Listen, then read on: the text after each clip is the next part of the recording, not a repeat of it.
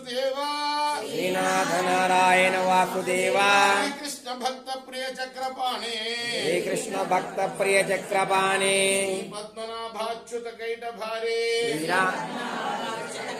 శ్రీరామ పద్మాక్ష హరే మురారే శ్రీరామ పద్మాక్ష హరే మురారే వైకుంఠ ముకుంద కృష్ణ అనంత వైకుంఠ ముకుంద కృష్ణ దామోదర మాధవేతి గోవింద దామోదర మాధవేతి సమర్థోపి వక్తుం సమర్థోపి కశ్చిత్ న వక్తి కచ్చిత్ ఘనో జనానాం అభిముఖ్యం వ్యసనాభిముఖ్యం. రెండు వాక్యాలు తప్పితే మిగతా అన్ని కూడాను నామాలే. ఓ శ్రీనాథ, ఓ నారాయణ, ఓ వాసుదేవ, ఓ శ్రీకృష్ణ, ఓ భక్తప్రియ, ఓ చక్రపాణి, ఓ పద్మనాభ, ఓ అచ్యుత, ఓ కైటభారి, ఓ శ్రీరామ పద్మాక్ష హరే మురారే అనంత వైకుంఠ ముకుంద కృష్ణ గోవింద దామోదర మాధవ. ఇటువంటి పవిత్రమైన నామాలు ఉచ్చరించడానికి మానవులందరికీ సామర్థ్యం ఉంది. గోవింద అంటాం ఎంత ఏమన్నా కష్టమా? లేదు కదా. అంత చాలా తేలిక, కానీ ఉచ్చరించడం లేదు. ఎంత దురదృష్టకరమైన విషయం ఇది. కేవలం స్మరణ మాత్రానే అభిష్టాలన్నీ కూడా ప్రసాదించే ఆ భగవన్ నామాన్ని విస్మరించి జనులు ఏం చేస్తున్నారయ్యా అంటే క్లేశకరములైన కార్యాల్లో ఆసక్తులవుతున్నారు. జూదం మొదలైన వ్యసనాలతో కాలం గడుపుతూ ఉంటున్నారు. ఎంత శోచనీయం ఈ విషయం. రేపు మనం 38 చెప్పుకుందాం.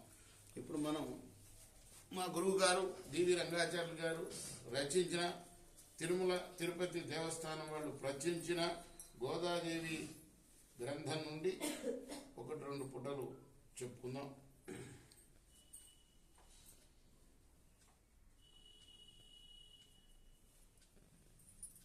లక్ష్మంశమున పుట్టే లక్ష్మి అంశమున పుట్టే లలితాంగి ఆమె లక్ష్మీ సుడవు నన్ను ప్రాణనాథునిగా మదిగోరి విరహార్త మానసంబునను భక్తియుక్తులతోడ భజన సల్పినది నా మనసు నరించె నలినాయతాక్షి సద్భక్తితో వేగగొని రెండు నిత్య కళ్యాణ సిద్ధవాక్యములు భక్తితో అర్చక స్వాములారైతి